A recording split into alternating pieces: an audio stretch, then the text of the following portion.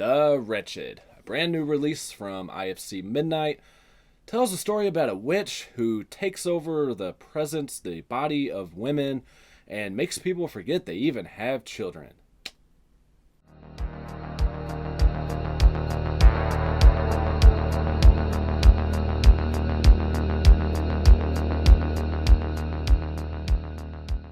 So yeah, The Wretched is a 2019 film that was just released today by IFC Midnight on Blu-ray. I'm sure on all your digital platforms and everything like that. This is the Blu-ray, and you do get some special features on here. You get some commentary with the directors and the composer Devin Burrows. Would have been nice to have some behind-the-scenes making of stuff, but hey, it is what it is. Here's the inside, pretty much the same as the artwork on this insert there.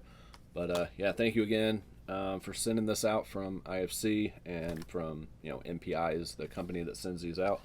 Yeah, had a lot of fun with this one. Pretty entertaining overall. Never really got bored with this one. It is pretty much what the synopsis said, and it is about a witch. I've been watching Letterkenny, so I kind of like the Canadian thing there. About. Anyways, moving on. About a witch that embodies women and makes people forget their kids. Early on, we'll start with very early on, because this movie actually starts 35 years prior to present day. Not to give away a bunch of spoilers, but right at the beginning of the movie, after the credits, you do see a young woman who is babysitting.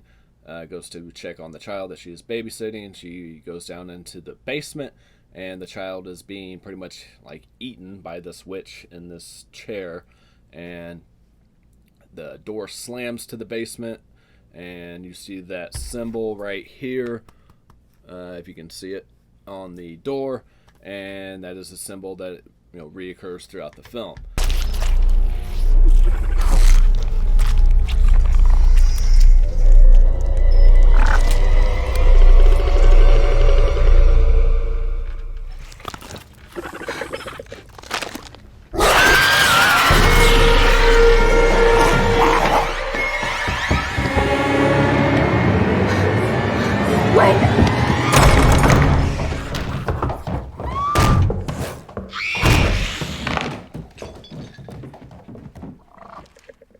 Now, I did take a bunch of notes on this film, but I'm going to bypass all that shit because I don't want to spoil this movie too much for you guys. I feel like a lot of people haven't seen this movie, and I don't want to give everything away. So, yeah, like I said, this witch embodies these women. It starts out by coming out of this buck that the woman next door to where Ben and Liam live, who are the two main characters of this film, especially Ben.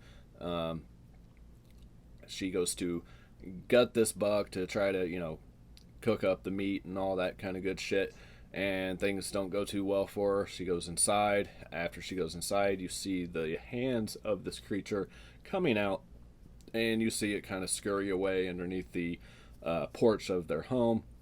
The neighbor Ben kind of witnesses this, kind of knows something's going on over there. Shortly after that, the kids start disappearing. I will say, early on, I'll give one of them away of what happens, but the neighbors have a little baby. You see in the baby monitor that the witch comes, and then the baby's not there. What is left is just a pile of sticks, and there's no mention of this baby whatsoever for the rest of the movie. So right there that something's not right. Shortly after that, the witch embodies the mother next door, the neighbor next door. There's a point where their older child goes missing. The neighbor Ben goes looking for this child. The father has no recollection of this child whatsoever. He insists that he never had children. Hello? Can I help you? Yeah, is Dylan home? He missed his lesson today. What lesson? I teach sailing at the marina. He had a lesson this morning. Your son, Dylan? My son? I don't have a son. Dylan, your little boy. Okay, what are you messing with me? I got no kids, kid. Hey, look.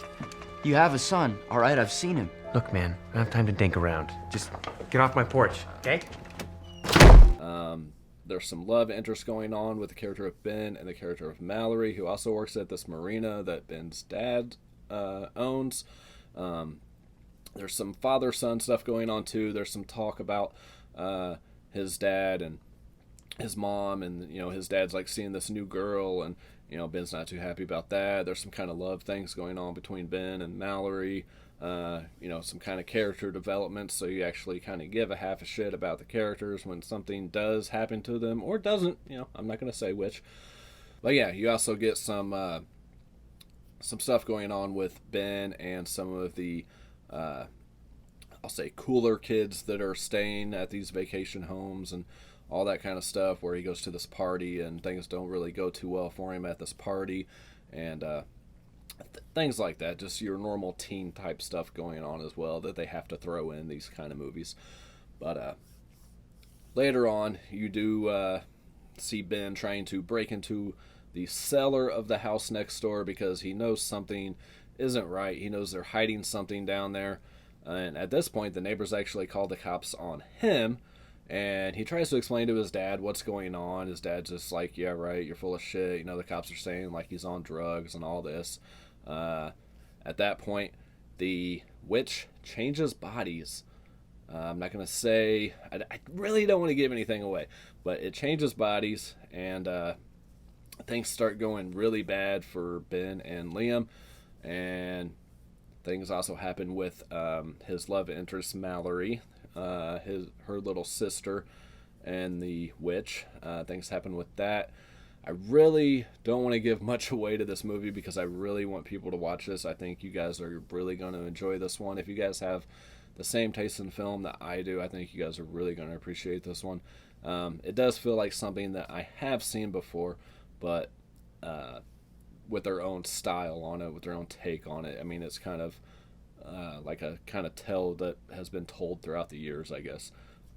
But yeah, the end of this movie, though, really threw me off. I'm really not going to say anything about this. Like I said, I did take notes on this movie, but I didn't want to give everything away to you guys, and I actually quit taking notes once this kind of twist came at the end, because when that twist came, I was just like, what the fuck? Yeah, I really didn't see this coming, and that's pretty rare for me. Usually I see twist in movies, especially horror movies, coming pretty early on. But yeah, there's a lot of good scenery, like in the woods and the dark woods and everything. And this creature kind of lives under, I keep saying creature, this witch kind of lives underneath this tree out in the woods. And there's a point where Ben has to go down into there to kind of save the children that this witch has taken, but not yet. I guess the witch feeds upon the children. I mean, you see it at the very beginning, but you don't really see it too much else on. And a lot of the kids were still alive that went missing during the film. It was pretty good scenery down there, pretty well shot down there, I'll say. Kind of creepy. The only thing I will say that I would have liked to have seen more of in this movie is the backstory of the witch. You do get a little part where Ben sees this symbol outside of the neighbor's house underneath their rug, which what told him to lift up the rug, I have no fucking idea whatsoever, but he does see the symbol, and he decides to get online and see what the symbol's all about. And there's like a brief seconds worth of footage of him kind of trying to figure out what this thing is and how to stop it and everything, but it's so brief that you don't really get a whole lot and a good sense of what this witch is all about and everything. There's some things to do with using salt to keep it away, and what else? I think there was things to do with it not liking light and things like that. But yeah, I wish there would have been a little bit more depth and story of what this thing really was. But aside from that, pretty enjoyable film. There's some parts where you're just like, yeah, right, what the fuck ever. There's like a sex scene between the neighbors, and she won't let him put his hands on her back, and you see all this like nasty shit on her back, and it's just like, at that point you're like, oh, what's going on? You know, why? I don't know. And when the witch first embodies the neighbor next door, you see like all these weird like veins and all this stuff, and the father doesn't even really notice this stuff going on. You're kind of like, yeah, I would notice if my wife was, you know, had something inside her that was causing all this weird shit going on with her body. But you see, like, even there's scenes where she's pointing out stuff around her eyes and everything that's, you know, getting saggy and doing all this weird shit. But anyway, aside from that, pretty good film overall. This did get a 5.8 on IMDb. I'm about right there with them, about a 5.5, 6 out of 10. If you guys are fans of movies involving witches and everything like that, and you guys are IFC Midnight fans especially, I think you're really going to enjoy this one. If it sounds a little unsure, then, you know, definitely stream it first. But pretty high recommend for me on this one, guys. The Wretched. Yeah, I don't really know what else to say about this movie besides just fucking watch it, I guess. I had a good time with it. It was an eerie, unsettling atmosphere at times. I think the character of Ben probably could have been a little bit better, but aside from that, all the acting was pretty solid. He was kind of a fucking asshole sometimes, and you're just like, just fucking kill this kid, you know? But, you know, I guess he was just being a typical teenage boy, which I don't even remember what's like because I'm fucking old. But anyways, thank you for watching, guys. I know this review is just kind of all over the place, but I'm going to get it down one day. I try not to spoil too much for you guys. If it's an older movie, of course, I'll talk about it more. And, yeah, that's going to do it for this one. So, as always, peace, love, happiness to everybody, and I'll catch you guys next time.